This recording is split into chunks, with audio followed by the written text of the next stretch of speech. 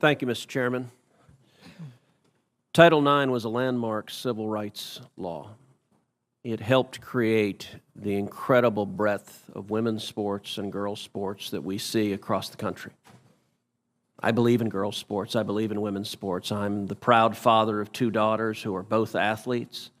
I think participating in competitive sports is a wonderful thing for a young girl. I think it is a wonderful thing for a woman. And I think, unfortunately, today's Democrat Party has decided that women's sports and girls' sports no longer matters, and they're willing to push radical legislation designed to destroy girls' sports and women's sports. Ms. Gaines, I want to thank you for your courage. You are relatively young, but you have demonstrated incredible courage. And because you have dared to speak up, you have been demonized, you have been vilified. I saw when you were attacked by a leftist mob at San Francisco State University for daring to speak up. You had an incredible record as a swimmer at the University of Kentucky. You were a two-time NCAA All-American. You were a five-time SEC champion. You're an SEC record holder and a two-time Olympic trial qualifier. But yet on March 27th, 2022, something changed. What happened on March 17th, 2022? That's when Thomas and I raced in the 200 freestyle and again resulted in a tie. And so you tied. What was the consequence of tying? We went behind the awards podium where typically you're handed your trophy, you're marched out, you're named an All-American. And so we go back there, and the official looks at both Thomas and myself and says, "Great job, but you guys tied. And we only have one trophy, therefore we're giving this trophy to Leah." And I question this, and I say, "Why?"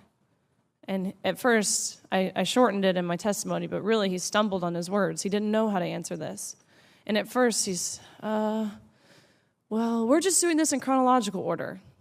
To which I further pressed, and I said, "Okay, well, what are you being chronological about? Because we tied. And if we're doing this off alphabetical order, G comes before T, so what are you being chronological about?" To which this wasn't a script they had prepared for him.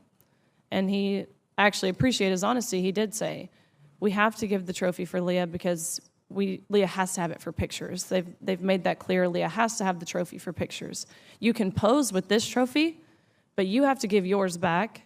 You have to go home empty-handed. Leah Thomas takes the trophy home, end of story. Now, let me ask you, as someone who's competed at the elite level, in your experience, is there a difference between women and men? Of course. I think we learned this at a very young age, watching even 12 and unders play. Going through puberty causes irreversible advantage, that no matter the training, no matter the diet, no matter any alterable change you can make, will overcome that male advantage. Especially in sports like swimming, where lung capacity matters so much. Even something as silly as throat size, men have on average a 40% larger throat, which sounds like it's nothing, but when you're grasping for air, that 40% larger throat makes a huge difference in athletic success, not to mention height. You guys know the differences. Ms. Robinson, do you agree with Ms. Gaines that there's a difference between women and men? If the question is about trans women... I'm just asking, is there a difference between women and men? What I can say is that the NCAA has rules in place. They've had rules in place for the last decade, and when this competition happened, I'm going to try again. The rules were clear. Do you believe there's a difference between women and men? It's a yes-no question. Do you believe there's a difference? Oh, I think that we're talking about this case with the NCAA. No, I'm asking a question. Do you believe there's a difference between women and men? Most people could answer this very simply. I'm curious if you're willing to do so. Oh, absolutely. I'm just putting it into the context of the conversation that we're having. I think that there are definitions related to sex. Is that a yes? So I'm trying to get a yes or no. I'm not trying to get a speech. Is there a difference between women and men? I think that there are definitions for biological sex. Okay, so you're not answering that. Let me ask you this question then. Why do women's sports exist? If you can't define a difference between women and men, why not abolish women's sports and just tell little girls to swim with little boys and see who wins?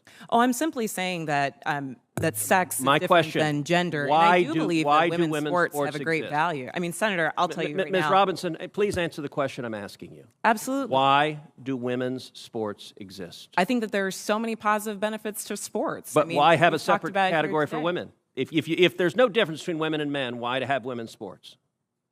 I'm saying that there's a difference between sex and gender, and that the NCAA has rules in place, which they have for the last decade. Mr. Chairman, which I would determine like that to enter into related the to record an participation. article from Duke Law called Comparing Athletic Performances for the Best Elite Women to Boys and Men. And it goes through examining in 2017 the top records for women in the world in various track and field events. So, for example, in the 100 meter, the top record for women in the world was 10.71 seconds. Now, that record for the number one woman in the world in 2017 was, in the year 2017, broken by 124 boys under 18. In that same year, the record for the number one competing woman in the 100-meter dash in the world was broken by a total of 2,474 men. If the radical Democrat agenda to destroy girls' sports and women's sports succeeds, little girls will not have a chance to compete. So I ask unanimous consent that this article be entered into the record. Without objection. Senator Padilla. Thank you, Mr. Chair. Colleagues,